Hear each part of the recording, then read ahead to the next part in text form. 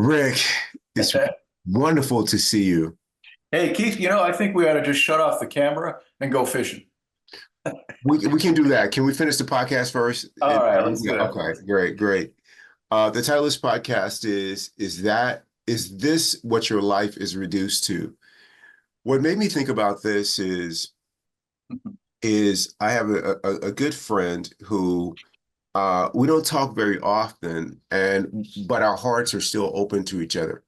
And one of the reasons we don't talk often is that there was an election many years ago, decades ago, in which I was completely consumed with this election.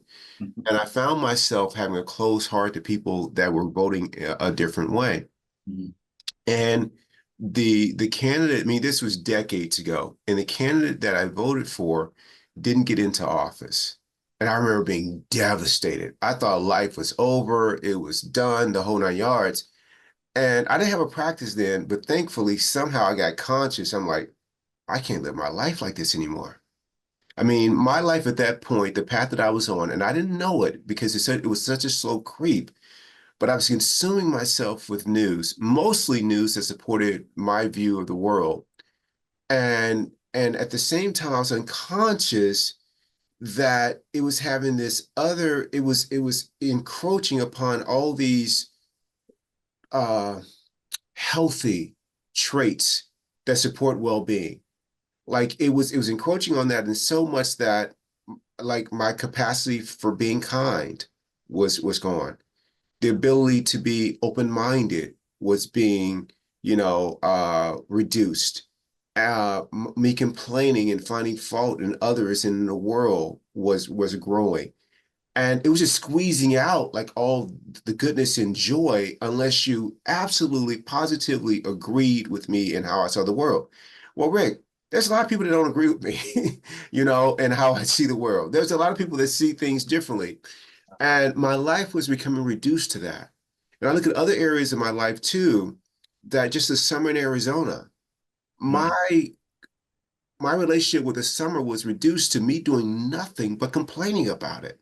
mm, And the same thing was happening with people that who I thought were inconsiderate or whatever. There was no room for me to even consider why they made the choices that they made. There was no room for me to consider that regardless of how other people show up, I could show up differently, kind, loving, open-hearted. I could lead. I found myself complaining about things rather than doing something about them. I read this great quote about somebody who was talking about their sister who often played a victim. And they said, I have the kind of sister who would rather have a problem than solve one. And that's what I have become. My life was reduced to pointing out all the problems and challenges. Oh, I had a solution, but it wasn't something I was willing to do the work on making happen. And that was really a life not worth living, right? When mm. you walk out your door and you are fearful, you don't see the good in other people, you don't see the magic. Every word is a harsh word. There's no open-heartedness. Man, that's a rough life, man. That's a rough life. And I said it many times before. I didn't have a life, I had a struggle. And that's what my life was reduced to. And then, I had some measure of success by how people might define it. And then one day I had a rock bottom moment, which Mm. was an opening. The practice came into my life, Rick. I started doing the practice every day, and I stopped watching the news. Mm. I stopped being consumed with politics. Now I'll still vote, but I'm not consumed with it. I see people that disagree with me all the time. My heart is so open to them, Brick. It's just beautiful. It just keeps, I mean, the more opposite they are to me, the more it opens. The more it opens. I mean, it's just a beautiful way to move and live through life, Rick. I am so grateful for this that I have done a 180 on my life. And it wasn't like there weren't hardships and challenges along the way. They were, but those were openings. for me to turn my life around. And so when I think about this idea of where I used to be, I'm so glad that my life is no longer reduced to that. And some people I see them and that's how their life is. And I just have so much compassion and empathy for them because there's another way. Rick, what are your thoughts? Well, first of all, thank you for being vulnerable and open as you always are about Keith 1.0. And Rick 1.0 is probably worse. Two questions for you. I love that example of the election.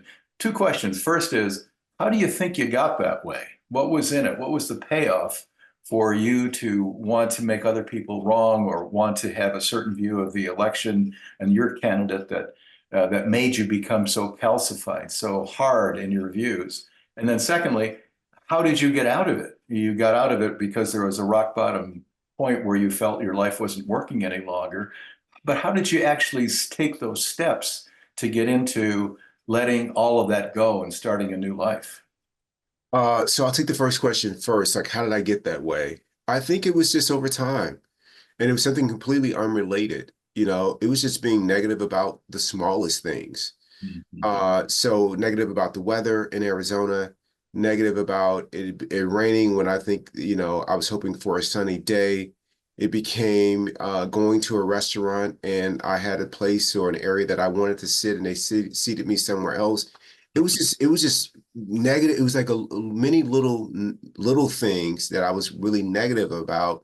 And then when something that's also a small thing in the grand scheme of things, like an election came along, I had already built up this whole kind of way of seeing the world and being right about everything that this was just perfect. I mean, that gave me like that extra boost. It amplified all these little negative things. It kind of like collated them, strengthened them, and that became who I was, a very negative person. I would tell myself I was positive because I had goals and I was disciplined about things that were important to me. But if you spend any time around me, you're like, man, this dude complains and judges a lot, like all the time, like nothing's ever right. Like he's always trying to like improve things, like and not improve things for the betterment of others, but improve things because that's the way I think they should be. So I think that's what happened. And how I get out of it, man, Rick, I just think it was, I don't know, man. I think I just woke up one day, the election was over, and I was like, we got 4 years with this candidate. Am I going to spend the next 4 years complaining? And just everything that happens, wishing that their objectives and their initiatives failed. I'm like, is that how I want to spend my life? To be at war with things outside of my control, to be at war with people, who think differently than me. Nah, man, I'm not living my life like that. And then I would see people who seem to be unbothered by what happened in the election. And then they would become an enemy. How do you not care? You Like, can't. and Rick, That's they, true. they did care. They're the ones who actually care. They were showing me a different way of moving through life. Mhm. Like if the goal is to experience love and be loving, then the way I was doing it was completely the opposite of producing that. So I think that's what it was, Rick. I just, Mhm. sometimes you get tired of being tired. And I got tired of suffering over that. And I was clear that I was the one who was doing it. No one out there was doing it. There are no external enemies. The only enemy is the one within, that ego, the personal self, the personal mind. And once I was aware that I wasn't my ego, I wasn't my mind, and the consciousness behind it, that was my way out. Mhm. Beautiful, Keith. Boy, what a lesson. What a lesson. It's so funny, isn't it, that we create all of these problems? You were suffering from a feeling like the world wasn't conforming to your idea of what it should be. And so that disappointment just ran your life, right? And Yeah. it ran it until you found that, you were punishing yourself. At some point, you realized, I don't like who I am. I don't like what I'm doing. I don't like how I'm looking at my life. And it's such a precious gift. You have to do something about it, at least I think when you're involved like you are in physical activity, it's easy to see, okay, I can lose weight, I can get stronger, I can do all these things that can change my life. Well, same thing with your mental outlook, your emotional outlook, your practice of how you look at life. And for me, I had that same kind of experience you did. I was a complainer, and the way I got out of it was I admired people who didn't complain, and I really wanted to find inner Yeah. peace. I really wanted to find some sort of peaceful, calm, serene way of going through life where I wouldn't be affected by a lot of the crap that's going on. And boy, I'll tell you, there's no shortage of things that will disappoint you, right? If you let them. Yeah. But if you can get to the point, I'm not there, but I want to get to the point where I really don't mind what happens much. I want to live my life in a way where I'm able or feel in my heart that I can live by letting things happen, whatever they are, and I'll deal with them Yeah. when they're there. No future, no past, right now. Yeah. Anyway, I love that story, Keith. That's amazing. The election brought up so many feelings for me. What you're Oh, talking about, it's crazy. oh, thank you, Rick. Thank you. And thank you for such a great show, man. I love you, Rick. I love you, Keith. Thanks again, man. I always get something great from your insights. I really appreciate being involved in this. Thank you. Thank you, Rick.